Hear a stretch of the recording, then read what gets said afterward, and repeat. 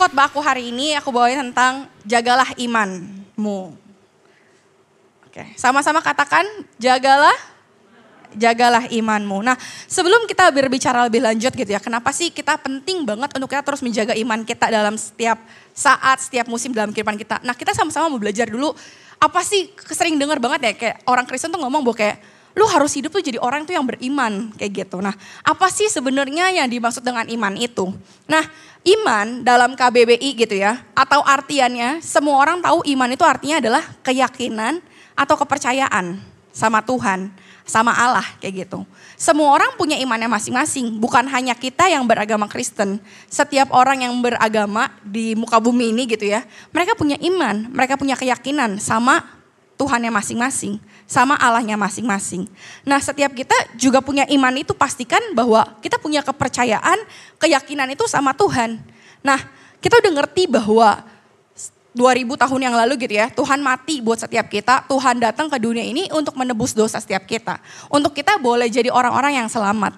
Nah, keselamatan itu enggak cuma berhenti ketika Tuhan menyelamatkan setiap kita. Udah, abis itu Tuhan mati di kayu salib, kita udah selamat. Kita buat apapun dalam kehidupan kita bebas. Enggak. Tapi salah satu caranya adalah dengan cara kita harus terus mengerjakan keselamatan kita dengan cara menjaga iman kita. Nah, di agama kita gitu ya, di agama Kristen kita mengerti bahwa ketika kita beriman sama Tuhan, ketika kita benar-benar memegang teguh keyakinan kita sama Tuhan, bahwa ke dalam kehidupan kita ketika kita nanti Tuhan datang yang kedua kali, yang dinilai itu bukan seberapa banyak perbuatan baik kita, bukan seberapa hebat kita hidup di dunia ini, tapi karena iman kita yang benar di hadapannya Tuhan. Nah, aku mau sama-sama kita baca ayatnya di Ibrani 11 ayat yang ke-6. Kita baca bareng-bareng ya teman-teman. 1, 2, 3. Tetapi tanpa iman tidak mungkin orang berkenan kepada Allah. Sebab siapa yang berpaling kepada Allah, ia harus percaya bahwa Allah ada dan bahwa Allah memberi upah kepada orang yang sungguh-sungguh mencari Dia. Di ayat ini dibilang bahwa tetapi tanpa iman tidak mungkin orang berkenan kepada Allah. Jadi dalam setiap kehidupan kita, kalau kita mau kehidupan kita berkenan di hadapan Tuhan, bukan karena perbuatan kita, tapi karena iman kita di hadapannya Tuhan. Nah, banyak banget tokoh-tokoh Alkitab gitu ya, yang kita baca dalam Alkitab, yang berkenan di hadapannya Tuhan, bukan karena kehebatan mereka, bukan karena skill mereka, bukan karena apa yang mereka punya, tapi karena iman mereka kepada Tuhan. Setiap kitab aku percaya pasti kita tahu ya tokoh-tokoh di Alkitab kayak Abraham, terus Nuh, terus Ayub, Sadrak, Mesak, Abednego, banyak kayak gitu. Kita tahu bahwa mereka diberkenan di hadapannya Tuhan karena imannya mereka, karena kepercayaan mereka sama Tuhan. Nah, iman gitu ya, kita sering tahu bahwa, oh ya udahlah Ci, gue udah beriman kok sama Tuhan. Ketika gue memutuskan untuk menjadi orang Kristen, gue gak percaya sama Tuhan bahwa Tuhan juru selamat gue. Tapi gak cukup cuma sampai di situ. Nah, kita sama-sama, aku mau ajak kita sama-sama baca ini kata-kata ini kayak gitu ya teman-teman. 1, 2, 3. Iman bukan hanya percaya, tapi juga melangkah karena percaya. Jadi ketika kita bilang kita beriman sama Tuhan, gak cukup kalau kita bilang bahwa kayak, iya gue percaya kok sama Tuhan. Gue percaya Tuhan tuh di hidup gue cuma satu, yaitu Tuhan Yesus. Gak cukup cuma itu. Tapi seharusnya iman kita itu membuat kita untuk berani melangkah juga. Karena kepercayaan kita sama Tuhan. Contohnya kayak gitu ya. Salah satu tokoh Alkitab itu Nuh. Karena kepercayaannya, karena imannya yang begitu besar sama Tuhan, sekalipun kelihatannya mustahil kayak gitu ya. Bahwa waktu saat itu akan terjadi air bah dan sebagainya kayak gitu. Dia tetap kayak lakukan apa yang menjadi perintahnya Tuhan.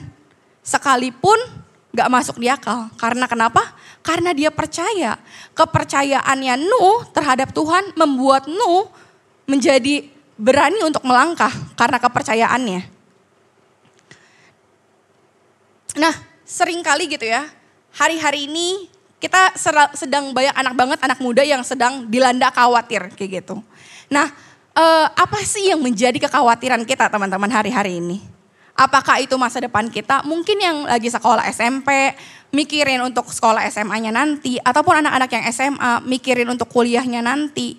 Ataupun yang mungkin hari-hari ini bekerja, ataupun yang hari-hari ini yang mungkin umurnya sudah semakin dewasa gitu ya. Bukan semakin tua, tapi semakin dewasa mungkin pasangan hidup, mungkin apapun itu yang hari-hari ini sedang kita khawatirkan. Tapi aku mau bilang bahwa jangan sampai rasa khawatir itu yang membuat iman kita gak bertumbuh di dalam Tuhan. Karena aku mau bilang bahwa musuh dari iman kita adalah kekhawatiran itu sendiri. Seringkali rasa khawatir kita akan masa depan, akan keluarga kita, akan pekerjaan kita, apapun yang kita khawatirkan hari-hari ini, yang mungkin belum terjadi, yang mungkin belum tentu kejadian, tapi itu yang terus mengganggu setiap pikiran kita. Aku mau bilang bahwa kekhawatiran itu hanya akan membuat kita berfokus pada apa? Pada kelemahan diri kita sendiri. Berfokus sama keterbatasan kita, kekurangan kita, kelemahan kita. Semuanya akan berpusat sama diri kita sendiri. Tapi kalau kita menjadi orang-orang yang beriman, fokus kita bukan lagi tentang diri kita sendiri. Tapi fokusnya adalah kekuatannya Tuhan. Mahakuasaannya Tuhan. Kedaulatannya Tuhan.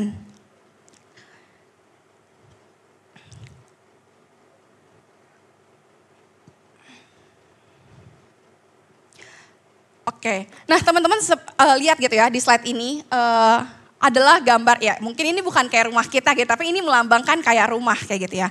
Nah, sama seperti sebuah rumah kayak gitu ya teman-teman. Apa sih yang menjadi dasar iman kita hari-hari ini? Apakah yang benar-benar yang kita pegang hari-hari ini? Kayak gitu. Nah, rasa kita kadang ketika kita bangun, ketika kita berdiri gitu ya membangun sebuah rumah, pasti beda ya. Rumah yang dibangun di atas batu sama rumah yang dibangun di atas pasir. Kayak gitu. Kokohan yang mana? Yang dibangun di atas batu atau di atas pasir? Batu. Nah, sama seperti iman kita. Dasar iman kita hari-hari ini tuh apa yang kita menjadikan pondasi iman kita?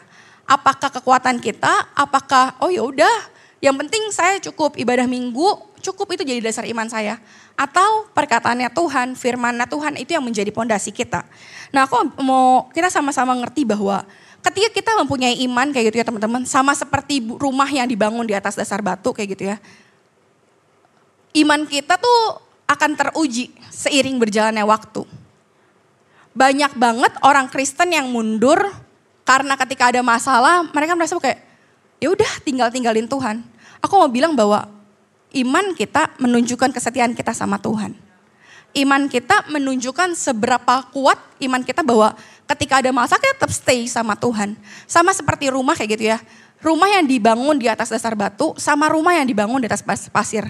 Kita nggak akan pernah tahu seberapa kuat rumah itu kalau nggak ada cobaan, kalau nggak ada banjir, kalau nggak ada badai, kita nggak akan pernah tahu seberapa kuat dan kokohnya rumah itu. Nah, sama dalam iman kita, Tuhan izinkan setiap proses terjadi dalam kehidupan kita.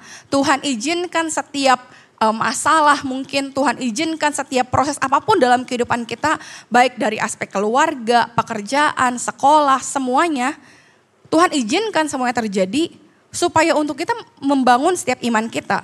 Seharusnya dengan setiap proses yang Tuhan izinkan terjadi, harusnya semakin menguatkan setiap iman kita, amin.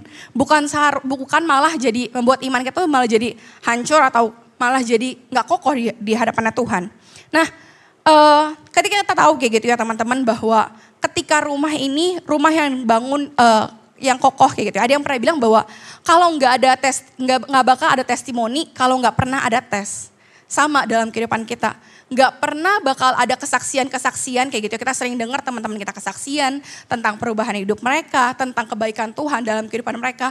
Mereka nggak akan pernah bisa kesaksian kalau Tuhan nggak pernah izinkan proses itu terjadi dalam setiap kehidupan mereka.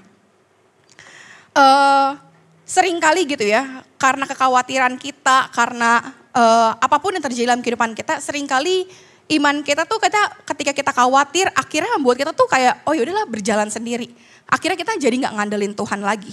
Nah aku sempat baca kayak gitu ya, bahwa iman itu yang tadi aku bilang bahwa iman itu menunjukkan kesetiaan kita sama Tuhan. Dan itu mungkin gak diuji, mungkin gak kelihatan sekarang, tapi seiring berjalannya waktu itu akan kelihatan. Seringkali karena kita khawatir, kita berjalan sendiri, kita benar-benar kayak ya udah akhirnya jadi ngandelin kekuatan sendiri. Nah, karena rasa khawatir itu bukan lagi iman kita yang bertumbuh, tapi justru rasa nekat kita. Kalau iman kita timbul karena pendengaran akan firman Tuhan. Karena kita terus bangun hubungan sama Tuhan setiap hari. Tapi rasa nekat itu seringkali muncul karena kata hati kita sendiri. Seringkali nanti ketika kita bilang bahwa kayak gue udah berserah sama Tuhan kok Ci. Gue udah benar-benar serahin semuanya ke Tuhan. Tapi seringkali ketika hasilnya tidak terjadi sesuai dengan yang kita inginkan, kita menyalahkan Tuhan. Padahal kita berjalan atas dasar kenekatan kita. Kita bukan berjalan atas dasar iman kita. Nah, aku mau bilang bahwa yang seperti aku sebut tadi berulang-ulang kayak gitu ya. Bahwa iman kita tuh menggambarkan kesetiaan kita teman-teman. Kesetiaan kita akan memperlihatkan seberapa kita benar-benar beriman sama Tuhan. Apakah benar-benar iman kita yang kita bangun selama ini benar-benar kuat di dalam Tuhan atau enggak. Makanya banyak banget orang-orang Kristen, bahkan bukan cuma orang-orang yang beragama Kristen, tapi orang-orang yang udah melayani, bahkan menjadi pemimpin, bahkan menjadi leaders. Banyak mereka yang bisa jatuh hari-hari ini, kenapa? Karena iman mereka enggak benar-benar dibangun di atas dasar yang teguh. Dan aku mau bilang bahwa iman ini bukan cuma kayak, sekali kita bilang bahwa Tuhan gue beriman sama Tuhan. Abis itu udah selesai. Enggak, tapi iman itu harus terus dikerjakan setiap hari. Iman itu harus terus dibangun setiap hari. Nah apa sih yang kita perlu bangun kayak gitu ya teman-teman. Ketika kita untuk terus menjaga iman kita. Nah sebelum kita masuk ke situ, aku mau ingetin bahwa setiap kita gitu ya, kita dikasih free will sama Tuhan. Kita dikasih kehendak bebas. Kita bisa pilih setiap apapun yang kita mau lakukan. Tapi aku mau bilang bahwa mari pakai setiap kesempatan yang Tuhan kasih untuk bukan hidup semaunya kita. Tapi harusnya kesempatan itu kita pakai untuk kita hidup sesuai maunya Tuhan, amin. Yuk sama-sama kita ngomong bahwa hidup sesuai maunya Tuhan. 1, 2, 3. Hidup sesuai maunya Tuhan. Jadi ketika kita dikasih pilihan bebas, ketika kita dikasih free will sama Tuhan bahwa jangan pakai free will itu untuk malah jadi hidup kita semaunya. Tapi mari pakai kesempatan itu untuk kita benar-benar hidup sesuai maunya Tuhan. Nah apa sih yang aku mau ajak kita sama-sama baca kayak gitu ya teman-teman. Di ayat yang Matius 7, ayat yang ke-25 sama 27. Aku yang bacain aja, aku gak sebut ya. Kemudian turunlah hujan dan datanglah banjir, lalu angin melanda rumah itu, tetapi rumah itu tidak rubuh sebab didirikan di atas batu. Kemudian turunlah hujan dan datanglah banjir, lalu angin melanda rumah itu, sehingga rubuhlah rumah itu dan hebatlah kerusakannya. Nah di ayat ini menggambarkan kondisi rumah yang tadi kayak gitu ya teman-teman. Jadi inilah perbedaan bahwa rumah yang dibangun di atas dasar batu sama rumah yang dibangun di atas dasar pasir. Nah jadi betapa pentingnya iman kita untuk benar-benar dibangun di atas dasar yang kuat, di atas dasar yang kokoh. Nah, apa sih yang kita harus lakukan terus-menerus untuk menjaga iman kita? Nah, yang pertama yaitu ya teman-teman, hal yang mungkin sering banget kita dengar berulang-ulang kali, bahkan udah kayak sampai muak kali dengarnya kayak gitu ya, bahwa kayak bangun hubungan sama Tuhan.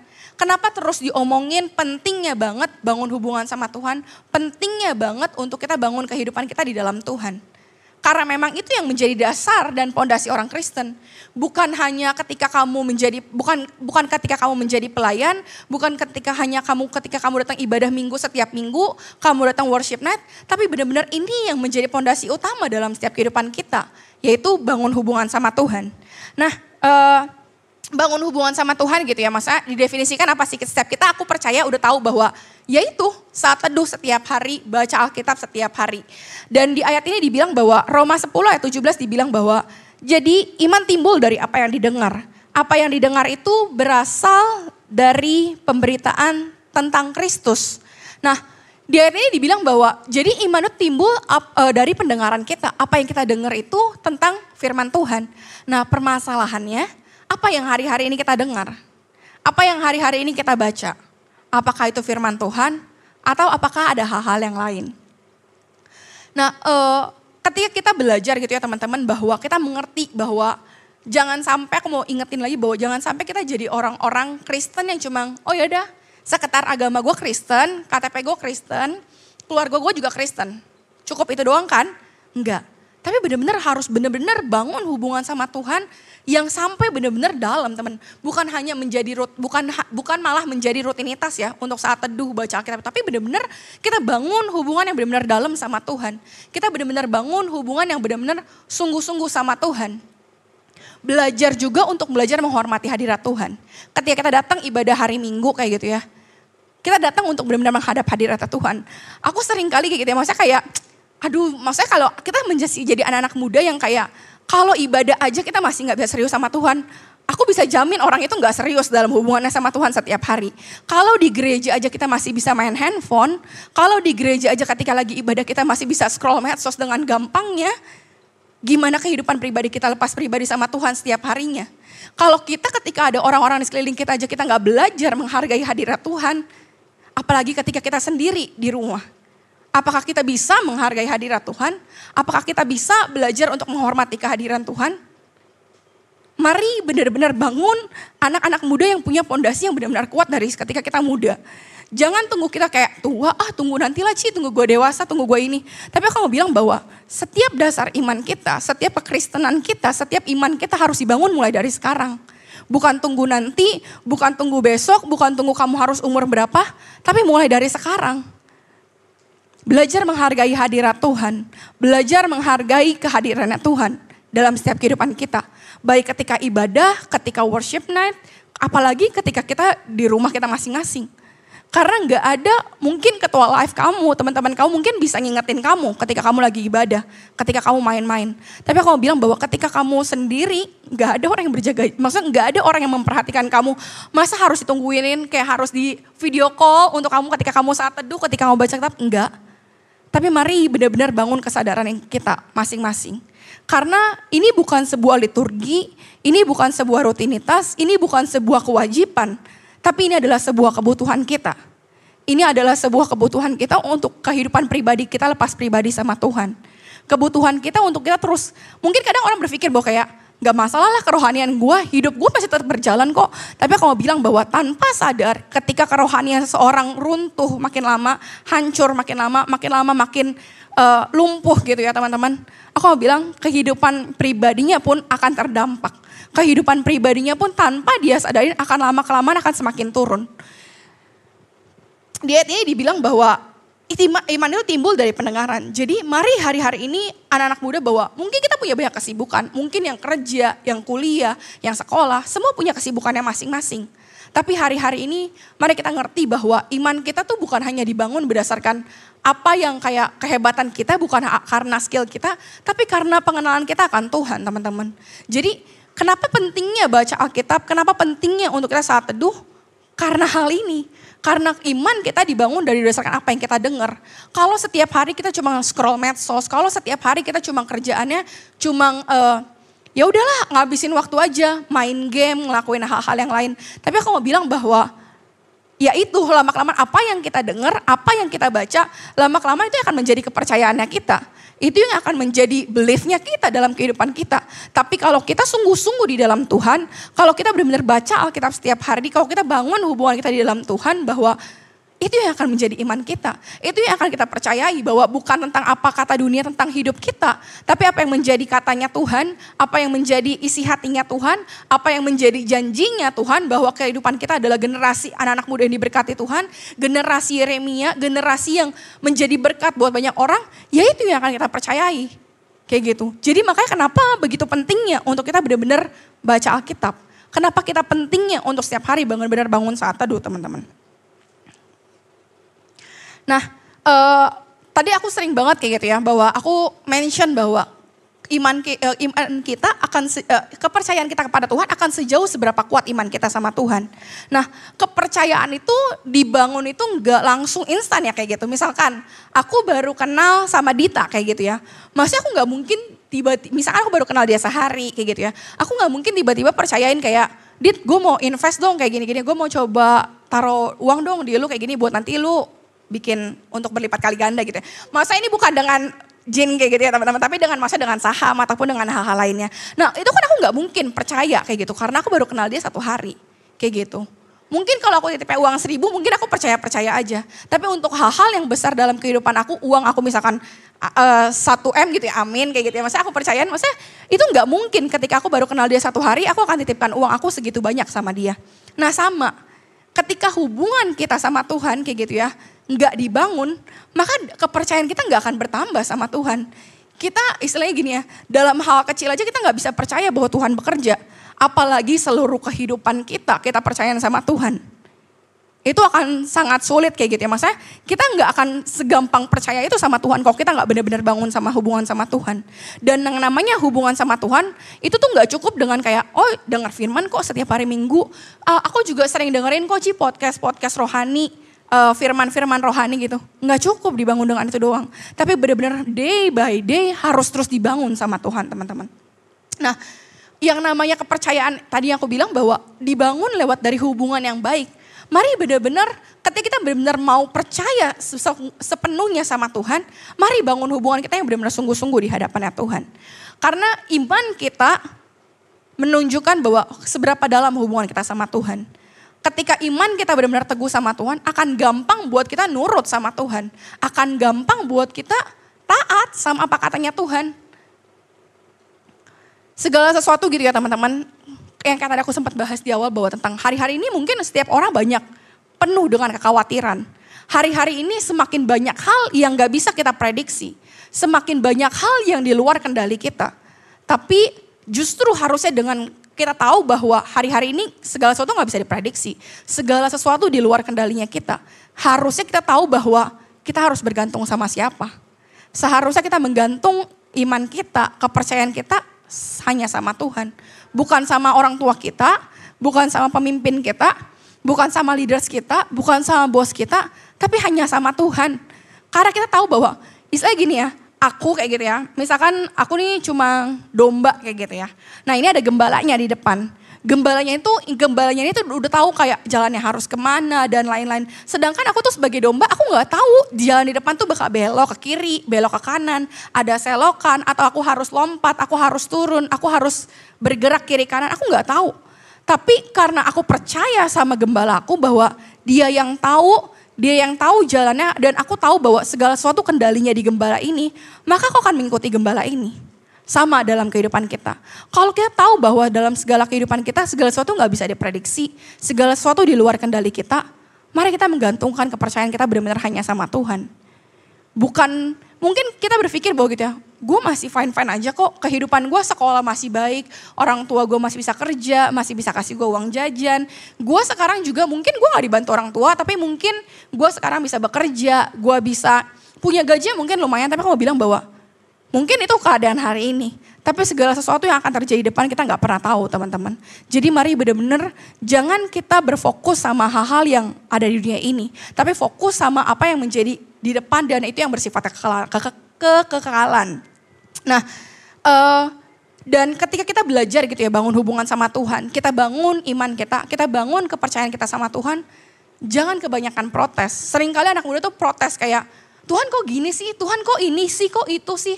Tapi aku mau bilang bahwa belajar percaya, belajar taat. Kayak gitu. Dan belajar percaya sama taat itu istilah gini ya. Gimana kita mau percaya sama taat sama Tuhan yang kelihatan. Kalau kita aja gak pernah bisa belajar percaya dan taat sama orang-orang yang Tuhan tempatkan di sekeliling kita. Sama pemimpin kita, sama ketua life kita, sama orang-orang di sekeliling kita yang mungkin Tuhan tempatkan setiap mereka untuk mengingatkan setiap kita. Segala sesuatu itu enggak instan teman-teman. Jadi segala sesuatu itu harus kita belajar bahwa mulai dari yang kita bisa. Ketika kita belajar percaya, kita belajar untuk benar-benar percaya sama Tuhan. Menyerahkan kehidupan kita sepenuhnya sama Tuhan. Belajar mulai dari hal yang terkecil. Nah itu yang pertama. Nah yang kedua apa sih kayak gitu ya. Yang kita mau lakukan bersama-sama kayak gitu ya teman-teman. Yaitu berserah sama Tuhan dan tetap melakukan apa yang benar. Seringkali kayak gitu ya, kayak kita beriman sama Tuhan, bukan berarti kita beriman sama Tuhan, kita kayak ya udahlah Tuhan yang kerja, biar gue diem-diem aja, gue gak usah ngelakuin bagian gue. Enggak, tapi kamu tetap harus lakuin bagian kamu. Kamu dan saya harus tetap melakukan bagiannya kita. Melakukan bagian kita, maksudnya apa sih Ci melakukan bagian kita? Dan melakukan apa yang bagian kita tuh bukan hanya sekedar kayak, oh iya ya melakukan, ya udah lakuin aja apa yang gue bisa lakuin, enggak. Tapi lakukan apa yang benar di matanya Tuhan. dalam setiap kehidupan kita gitu ya. Banyak pilihan-pilihan yang ada dalam kehidupan kita.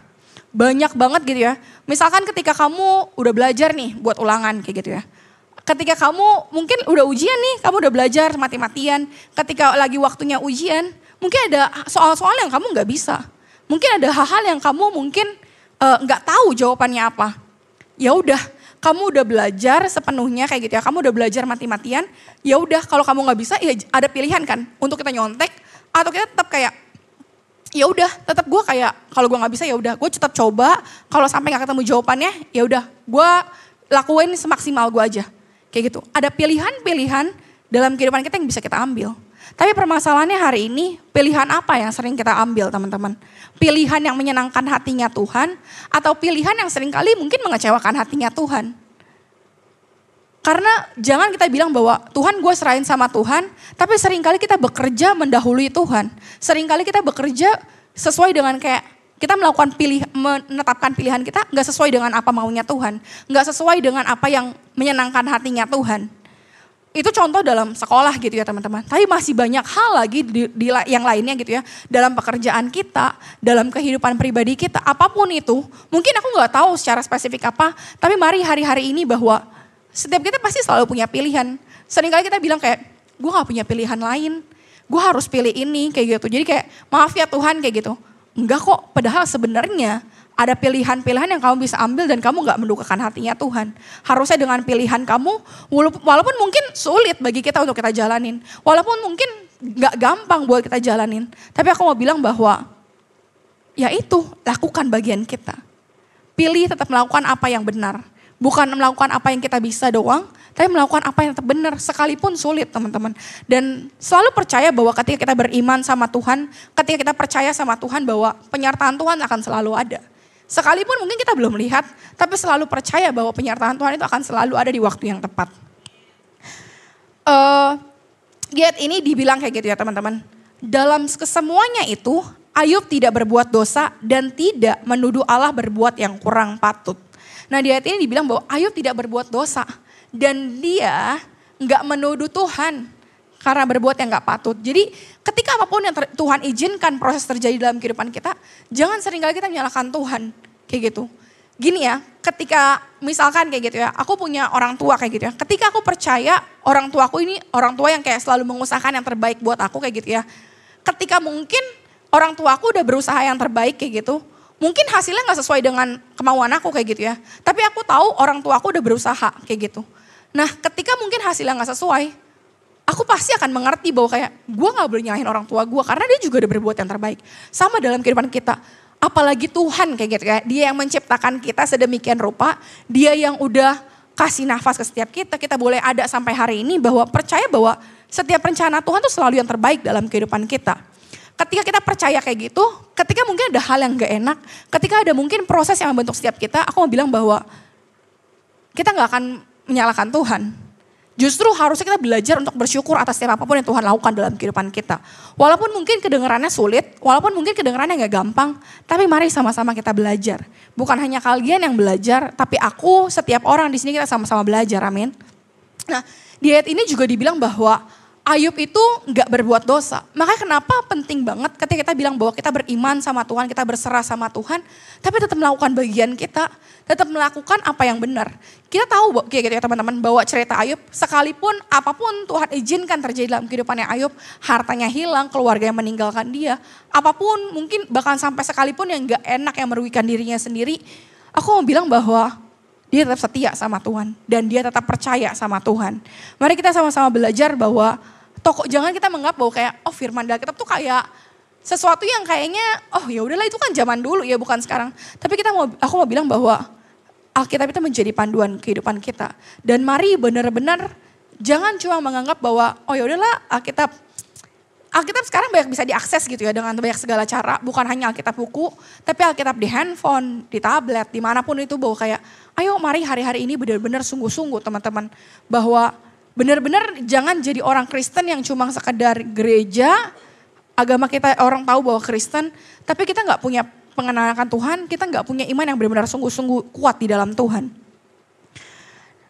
Jadi mari benar-benar Alkitab itu bukan dongeng, Alkitab itu bukan sebuah buku cerita yang kayak hanya menceritakan kisah-kisah zaman dulu. Tapi itu istilahnya kayak manual book kita dalam kita menjalani kehidupan ini, kayak gitu. Kamu gini ya, ketika kita punya barang, kita punya handphone, kita punya segala sesuatu, kita kadang mungkin ada hal-hal yang kita nggak tahu gimana cara operate-nya. Kita nggak tahu gimana cara menjalankannya. Dengan cara apa kita biar kita bisa tahu? Dengan cara kita baca manual book-nya teman-teman. Sama dalam kehidupan kita. Kita banyak segala hal yang nggak pasti, kita nggak tahu apa yang akan terjadi di hari-hari ke depan. Tapi mari hari-hari ini sungguh benar-benar jadi orang-orang yang takut akan Tuhan, bukan sekedar di mulut kita percaya sama Tuhan, kita mengaku sama Tuhan, tapi benar-benar kehidupan kita. Dan aku percaya mungkin orang lain nggak tahu kamu nggak baca Alkitab, mungkin orang lain nggak tahu kalau kamu mungkin nggak saat teduh, tapi Tuhan tahu dan Tuhan perhitungkan setiap segala sesuatunya teman-teman. Dan lama kelamaan akan kelihatan mana orang-orang Kristen yang sekedar agama atau orang-orang Kristen yang benar-benar membangun pondasi kehidupannya di dalam Tuhan. Nah, aku mau sama-sama ajak kita baca kayak gitu ya teman-teman. Di ayat Yohanes yang 10, ayat yang ke-10. 1, 2, 3. Pencuri datang hanya untuk mencuri dan membunuh dan membinasakan. Aku datang supaya mereka mempunyai hidup dan mempunyai dalam berlimpah-limpah. Di ayat ini dibilang bahwa pencuri datang hanya untuk mencuri, membunuh dan membinasakan. Hari-hari ini iblis gak akan tahan, iblis gak akan diem aja melihat setiap anak-anak muda semakin banyak orang-orang yang kenal sama Tuhan. Iblis gak akan diem aja ketika anak muda semakin sungguh-sungguh sama Tuhan. Iblis gak akan diem aja ketika kita semakin giat untuk sungguh-sungguh bangun hubungan sama Tuhan, melayani Tuhan. Dia akan coba pakai segala cara untuk menjatuhkan iman kita. Dia akan pakai segala cara untuk mencuri iman kita, kepercayaan kita sama Tuhan. Dengan apapun itu, mungkin lewat dari proses yang Tuhan izinkan terjadi, atau mungkin lewat dari kekecewaan, kepahitan, dan lain sebagainya. Tapi aku mau bilang bahwa hari-hari ini, kalau iblis aja terus berjaga-jaga atas kehidupan kita, masa sih kita yang punya kehidupan kita sendiri, kita gak berjaga-jaga atas kehidupan kita? Istilahnya gini ya, kayak kita yang punya kehidupan kita, ayo mari terus berjaga-jaga teman-teman. Mari terus aware bahwa gimana kondisi kerohanian kita hari-hari ini. Gimana kondisi kehidupan kita hari-hari ini. Jangan sampai kita cuma kelihatan orang yang hebat di gereja. Jadi orang yang kelihatannya kayak, dia pelayan Tuhan yang sungguh-sungguh di dalam Tuhan. Tapi dari hari Senin sampai hari Jumat, Sabtu kayak gitu ya. Kita gak menunjukkan sama sekali kayak kita orang-orang yang percaya sama Tuhan. Dan aku mau bilang bahwa mari ketika kita mungkin kayak gitu ya dalam kehidupan kerohanian kita, mungkin pasti ada jatuh bangun ya kayak gitu ya. Ketika kita saat teduh, ketika kita baca Alkitab, mungkin ada rasa males, ketika ada rasa apapun itu yang membuat kita kayak jadinya gak bangun hubungan sama Tuhan. Tapi aku mau bilang bahwa terus bangun, terus coba setiap hari kayak gitu. Karena mungkin kayak gitu ya, kita udah sering banget dengar kayak dibahas di firman, kalau gak bahas di firman pun dibahas di live terus menerus setiap minggu. Karena memang ini yang menjadi pondasinya kayak gitu. Karena yang menjadi pondasi kehidupan kita bukan orang-orang sekeliling kita, bukan pemimpin kita, tapi karena firman Tuhan, karena hubungan kita sama Tuhan, amin. Jadi mari terus benar-benar sungguh-sungguh berjaga-jaga atas kehidupan kita, benar-benar jangan main-main dalam kehidupan kita, kayak gitu. Mungkin kita berpikir bahwa, mungkin ada yang berpikir gitu ya kayak, gue masih muda, gue pengen coba segala banyak hal kayak gitu. Harusnya ketika kita tahu bahwa hidup kita cuma sekali, ketika kita tahu bahwa kehidupan ini cuma sekali nih kayak gitu. Masa muda gue tuh gak bisa dipakai main-main kayak gitu. Seharusnya kita pakai masa muda kita untuk hal-hal yang benar. Masa muda kita pakai untuk hal-hal yang jangan sampai kita menghancurkan sendiri masa depan kita teman-teman. Dan aku mau bilang bahwa ketika kita tahu gitu ya, kita aja punya suatu barang yang sangat berharga buat setiap kita gitu ya. Kita akan jaga sebaik mungkin. Apalagi kehidupan kita. Mari kita sama-sama aware, sama-sama kita terus jaga. Mari kita terus bangun pondasi kehidupan kita untuk terus bangun iman kita benar-benar di atas dasar yang benar, di atas dasar yang teguh teman-teman. Amin.